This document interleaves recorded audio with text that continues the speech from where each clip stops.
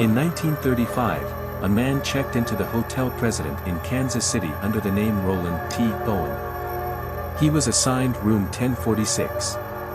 Hotel staff noted his peculiar behavior. He had no luggage, only a comb and toothbrush, and he seemed anxious, often keeping the room dark. Over the next few days, guests reported strange noises from his room. A maid found him sitting in the dark, and he mentioned a friend visiting soon. Later, a bellboy saw a man fitting Owen's description with another man, but couldn't identify him. One night, guests heard loud noises and what sounded like a scuffle from room 1046. The next morning, Owen was found in his room, brutally beaten and stabbed, yet still alive.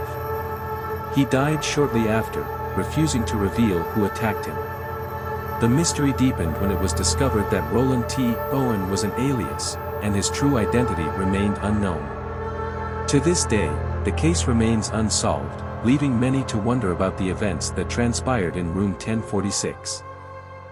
On Christmas Eve in 1945, a fire destroyed the Sodder family home in West Virginia. George and Jenny Sodder and 9 of their 10 children were home that night. 5 of the children vanished without a trace. The official explanation was that they perished in the fire, but no remains were found. Strange occurrences before the fire, such as a man threatening George in a mysterious phone call, raised suspicions. Years later, Jenny received a photograph in the mail of a young man resembling one of her missing sons, with a cryptic note. Despite extensive investigations and numerous theories, the fate of the Sodder children remains a haunting mystery. In 1872, the merchant ship Mary Celeste was found abandoned and adrift in the Atlantic Ocean. The ship was in seaworthy condition, with its cargo intact, but the crew was missing. The last log entry was dated 10 days before the discovery, and there were no signs of struggle or foul play.